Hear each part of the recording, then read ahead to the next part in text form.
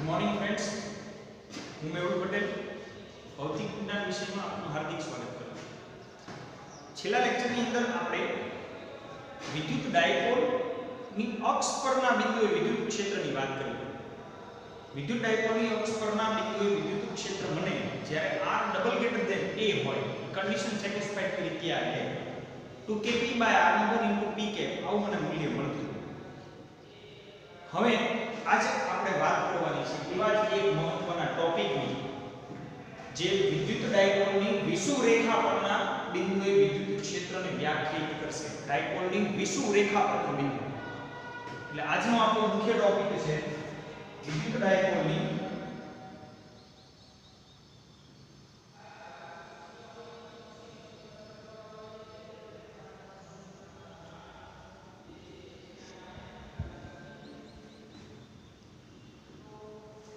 વિષુવ રેખા પરના બિંદુએ વિદ્યુત ક્ષેત્ર મેળવવું.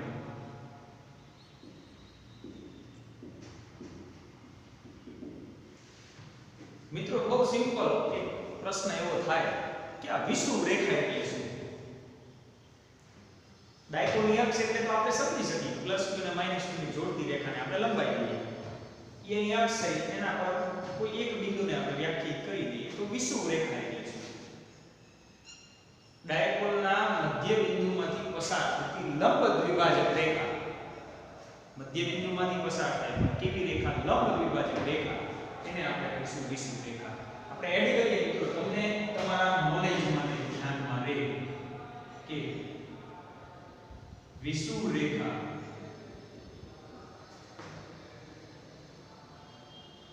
વિદ્યુત ડાયપોલના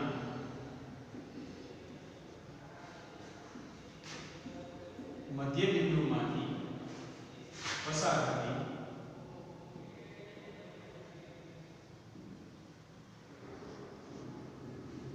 લંબ દ્વિભાજક રેખાને વિષુવ રેખા કહે છે.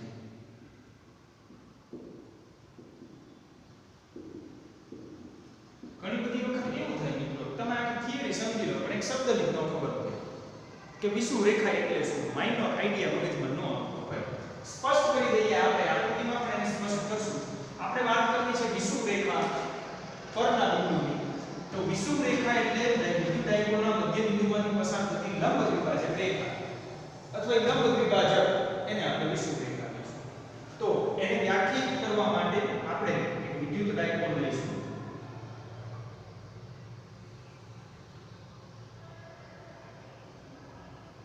પ્લસ q વિદ્યુતભાર અને માઈનસ q વિદ્યુતભાર છે. આ ડાયપોલનું મધ્ય બિંદુ છે. મધ્ય બિંદુથી કોઈ એક નિશ્ચિત અંતરે, એ અંતરને આપણે r કહીશું. r જેટલા અંતરે એક બિંદુ આવેલું છે, એ બિંદુને આપણે p નામ આપીશું. આ જે રેખા થઈ વિદ્યુત ડાયપોલના લંબ દ્વિભાજક રેખા, આને વિષુવ રેખા કહેવાય. આ વિષુવ રેખા પર કોઈ બિંદુ p છે, એ p પાસે મારે સેપરેટ એડજસ્ટ કરીએ. એ p પાસે મારે વિદ્યુત ક્ષેત્ર મેળવવું છે. તો હવે આ અંતર તમે જાણો છો a, આ અંતર તમે જાણો છો a. તો બિંદુ p થી પ્લસ q નું એક અંતર નિશ્ચિત કરીશું અને એવી જ રીતે બિંદુ p થી માઈનસ q નું એક અંતર નિશ્ચિત કરીશ. અહીંયા લંબ દ્વિભાજક છે એટલે 90 નો પદ છે. તો તમે જાણો છો કે કાટકોણ ત્રિકોણના નિયમ અનુસાર કર્ણ e વર્ગમૂળમાં r² + a² જેટલું અંતર થાય. એવી જ રીતે આ અંતર પણ અંડર રૂટ r² + a² જેટલું થશે. આ ધન વિદ્યુતભાર છે. ધન વિદ્યુતભાર દ્વારા ઉત્પન્ન થતું વિદ્યુત ક્ષેત્ર ત્રિજ્યાવર્તી દિશામાં આ તરફનું હોય. વાત કરીએ ઋણ વિદ્યુતભારની, માઈનસ q ઋણ વિદ્યુતભાર. ઋણ વિદ્યુતભારનું વિદ્યુત ક્ષેત્ર આ દિશામાં હશે. આપણે મૂલ્યને પછી દર્શાવશું. અહીંયા આ દિશામાં હું દર્શાવી શકું e - q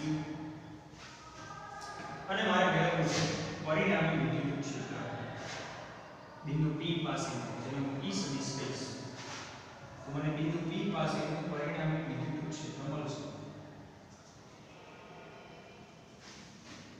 આ આપણી થિયરી છે. શું કરવાનું છે? એક વિદ્યુત ડાયપોલ છે +q અને -q. વિદ્યુત ડાયપોલના મધ્ય બિંદુમાંથી પસાર થતી લંબ દ્વિભાજક રેખા છે. આ રેખા પર એક બિંદુ P છે. આ બિંદુ P પાસે મારે પરિણામી વિદ્યુત ક્ષેત્ર મેળવવું છે. તો આ વિદ્યુત ભારનું વિદ્યુત ક્ષેત્ર બહારની દિશામાં, ઋણનું વિદ્યુત ક્ષેત્ર અંદરની દિશામાં અને P પાસેનું પરિણામી ક્ષેત્ર 20 મળશે. તો હવે મારે વાત કરવી છે આના કેલ્ક્યુલેશનની. કેવી રીતે આપણે ગણતરી કરશું? હવે તમે સમજી ગયા છો મિત્રો ભાઈ આનો લંબ દ્વિભાજક પરનો બિંદુ P, લંબ દ્વિભાજક એટલે વિષુવ રેખા પરના બિંદુ P પાસે એક સમતલ પર તમે દોરી શકો છો. આપણે અહીંયા આકૃતિમાં ટેમ્પર દર્શાવતા નથી. એ સમતલમાં આવેલો બિંદુ P છે. P પાસે મારે વિદ્યુત ક્ષેત્ર મેળવવું છે. ચલો પહેલો સ્ટેપ એના માટે વિદ્યુત ડાયપોલ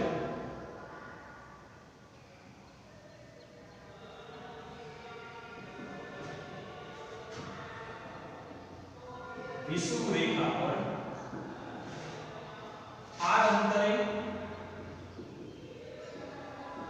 આવેલા બિંદુ P પાસે પરિણામી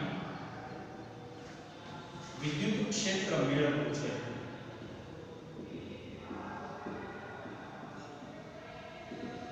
બરાબર ધ્યાનમાં લેજો મિત્રો, આપણે બિંદુ P પાસેનું પરિણામી વિદ્યુત ક્ષેત્ર મેળવવું છે કે જે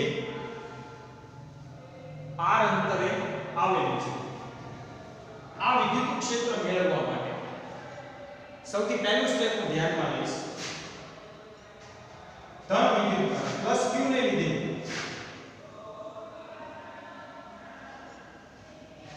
+q વિદ્યુત ભારને લીધે P પાસે વિદ્યુત ક્ષેત્ર નું મૂલ્ય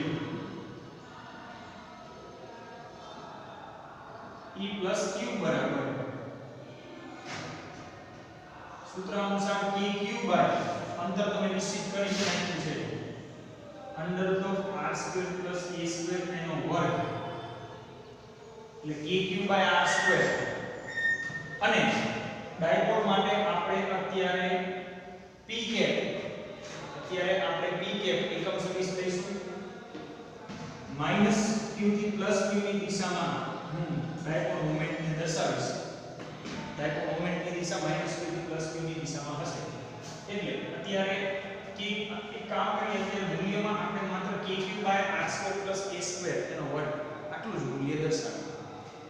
આની દિશા ટેમ્પરરી લખીએ છીએ +q થી p તરફની દિશા.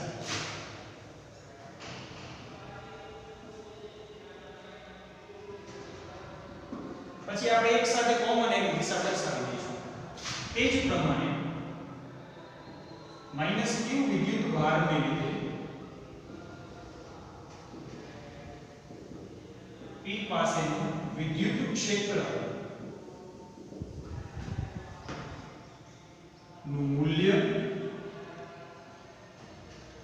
E - q kq બાય, હવે અહીંયા તમે જાણો છો કે kq by r² √r² + a² નો વર્ગ અને વર્ગમૂળ તમે કાઢો તો તમને નિશ્ચિત મૂલ્ય માત્ર r² + a² મળે છે. હજી સિમ્પલ કરી નાખીએ સ્ટેપને હજી આપણે સિમ્પલ કરી નાખીએ kq by r² + a². Same પ્રમાણે અહીંયા પણ અંદર r² + a² નો વર્ગ એટલે મળશે મને r² + a², જેની દિશા p થી -q ની દિશામાં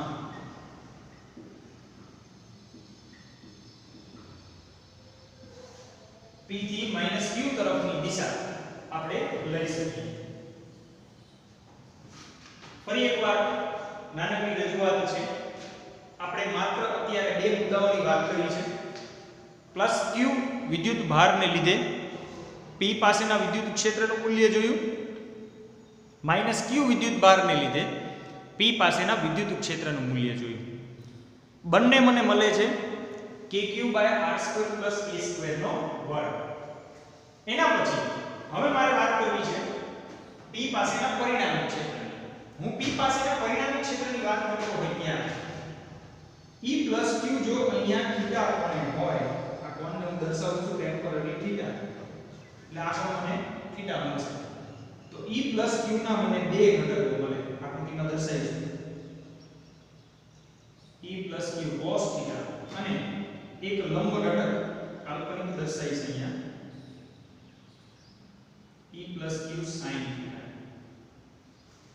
તે જ પ્રમાણે આની વાત કરીએ E - Q ની, તો મને એક હજી ઘટક મળે E - Q cos થીટા અને સેમ રીતે નીચે E - Q sin થીટા. તમે જોઈ શકો છો E + Q sin થીટા અને E - Q sin થીટા પરસ્પર વિરુદ્ધ દિશામાં છે. તો પરસ્પર વિરુદ્ધ દિશામાં હોવાથી એકબીજાની અસર નાબૂદ કરશે. શું કરશે મિત્રો? એકબીજાની અસર નાબૂદ કરશે. તો મને પરિણામી વિદ્યુત ક્ષેત્રનો આધાર માત્ર શેના ઉપર રહ્યો? કોસાઇન ઘટક પર રહ્યો.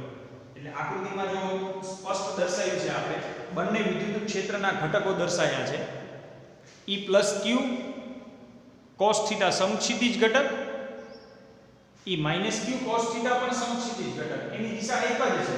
જ્યારે અનુરૂપ E + Q sin થીટા અને E - Q sin થીટા લંબ ઘટકો પરસ્પર વિરુદ્ધ દિશામાંના ઘટકો દર્શાવે છે. તો હવે આપણે P પાસેના પરિણામી ક્ષેત્રની વાત કરીએ.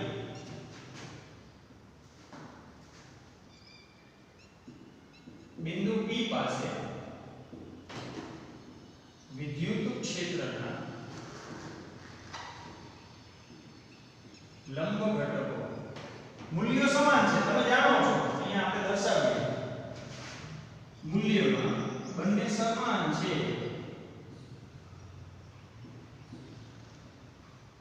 E + Q બરાબર E - Q બંનેના મૂલ્યો સમાન છે. દિશાની વાત નથી કરતો મિત્રો, માત્ર મૂલ્યોની વાત કરું છું. એટલે બંનેના મૂલ્યો સમાન છે.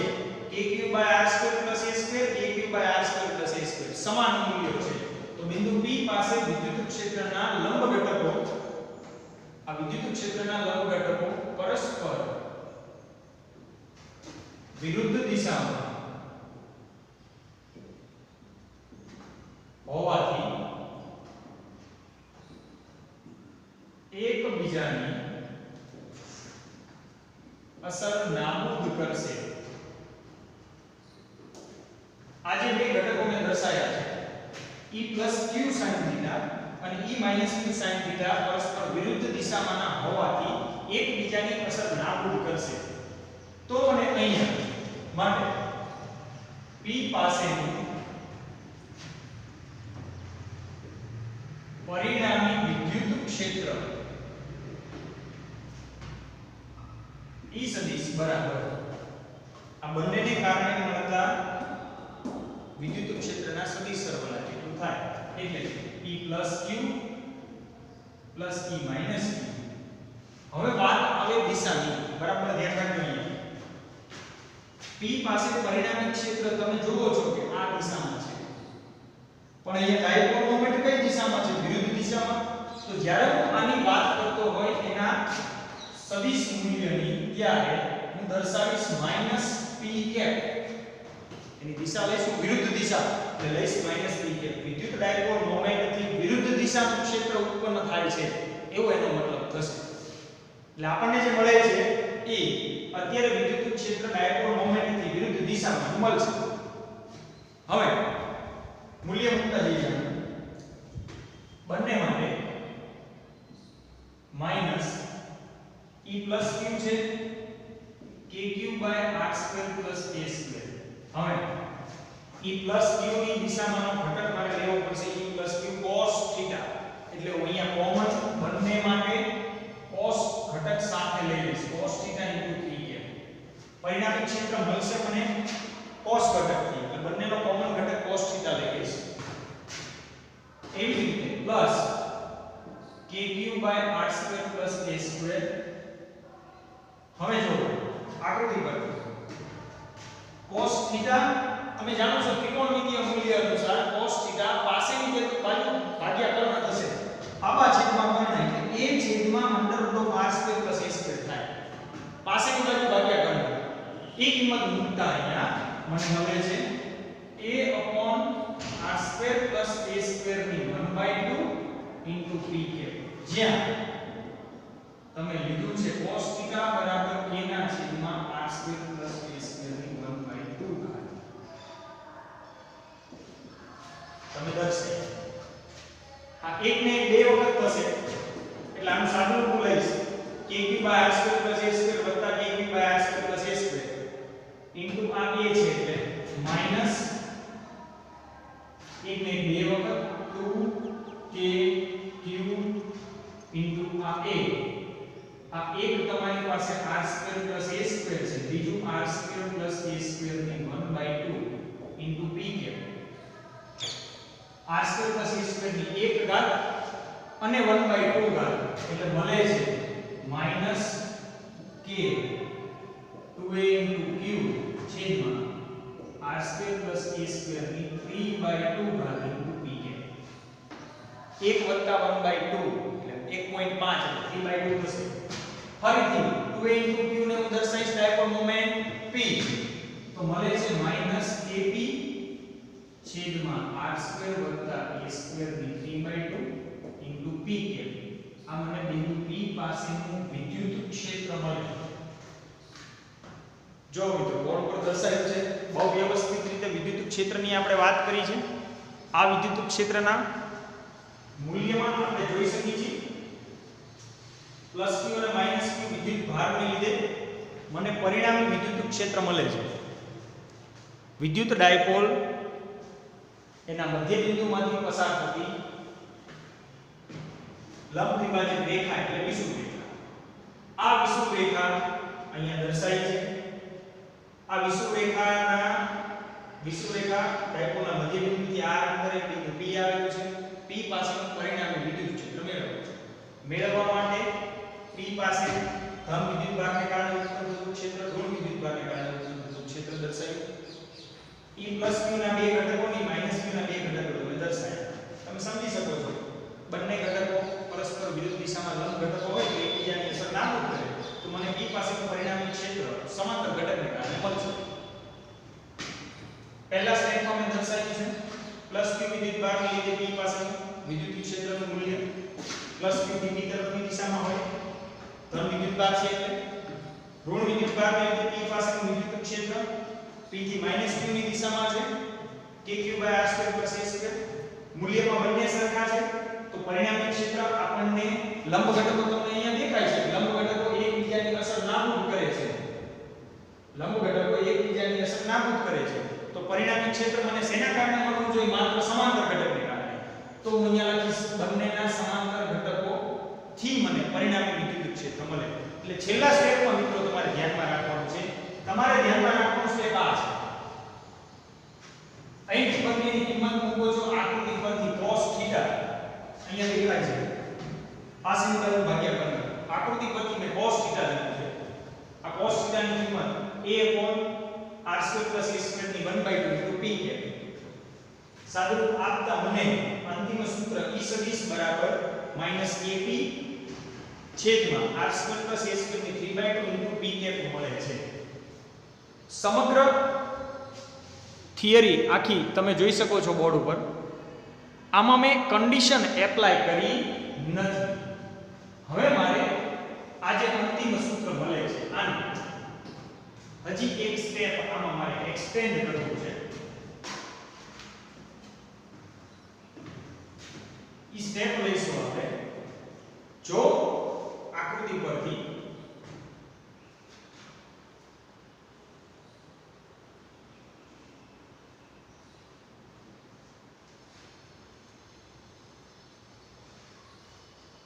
થિયરીમાં હજી એક સ્ટેપ રહી જાય છે. ઈ છે સેમ રીતે બિંદુ P ડાયપોલથી ઘણા દૂરના અંતરે હોય એટલે કે જો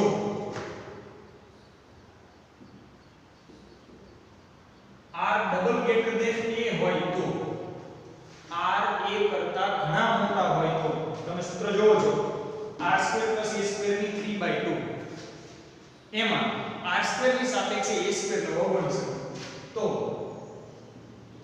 a સ્ક્વેર ને અવગણતા તો a સ્ક્વેર ને અવગણતા મને અંતિમ સૂત્ર મળે છે માટે e સદિશ બરાબર માઈનસ kp છેદમાં r સ્ક્વેર ની 3/2 ઇન્ટુ p કેપ 2d થશે તો માઈનસ kp છેદમાં r નો ઘન ઇન્ટુ p કેપ આ મને અંતિમ સૂત્ર મળે એટલે થિયરી હજી આપણે એક સ્ટેપમાં એક્સટેન્ડ કરશું ઈ સ્ટેપ છે જો r double greater than a હોય તો r a કરતા ઘણા મોટા હોય તો જ આ કન્ડિશન આમાં લાગુ પડશે e સદિશ બરાબર માઈનસ kp છેદમાં r નો ઘન વર્ગમૂળ નીકળી જશે એટલે વચ્ચે r નો ઘન p કે તો આપણે બે થિયરીઓની સાપેક્ષ રજૂઆત અહીંયા જોઈ વિદ્યુત ડાયપોલની અક્ષ પરના બિંદુ માટે અને વિદ્યુત ડાયપોલની વિષુવૃત્ત રેખા પરના બિંદુ માટે બંને માટેના સૂત્રની અંદર આપણને અક્ષ પર મળ્યું 2kp/r નો ઘન * p કે અક્ષ માટે છેલ્લા વિડિયોની અંદર તમે જોયું હશે મિત્રો આપણને સૂત્ર મળ્યું 2kp/r નો ઘન * p કે જ્યારે મને વિષુવૃત્ત રેખા પરના બિંદુ માટે -kp/r નો ઘન * p કે મળે છે કેમ માઈનસ ની નિશાની આવી છે મિત્રો પરિણામી વિદ્યુત ક્ષેત્રની દિશા અને ડાયપોલ મોમેન્ટની દિશા બંને અલગ અલગ છે મતલબ પરસ્પર વિરુદ્ધ છે બંનેની દિશા પરસ્પર વિરુદ્ધ છે એટલે માઈનસની નિશાની મળે છે -p કે તો આ પ્રમાણે આપણે સંપૂર્ણ સેક્શનને વ્યવસ્થિત ધ્યાનમાં લઈશું વિદ્યુત ડાયપોલ એટલે શું ઈ વિદ્યુત ડાયપોલ ની અક્ષ પરના બિંદુએ વિદ્યુત ક્ષેત્ર અને સેમ રીતે મેં વિષુવૃત્ત રેખા તમને વ્યાખ્યાયિત કરી દીધી છે અહીંયા વિદ્યુત ડાયપોલના મધ્ય બિંદુમાંથી પસાર થતી લંબ દ્વિભાજક રેખાને વિષુવૃત્ત રેખા કહેવાય તો આજની આપણે જે થિયરી જોઈ છે ડાયપોલની વિષુવૃત્ત રેખા પરના બિંદુ આપેલા બિંદુએ વિદ્યુત ક્ષેત્ર મેળવવાનું છે જેનું મૂલ્ય -kp/r નો ઘન * p કેપ મળે છે તો આ થિયરીને આપણે અહીંયા અટકાવીએ છીએ આના પછીના ટોપિકને આપણે આગળના વિડિયોમાં જોઈશું થેન્ક યુ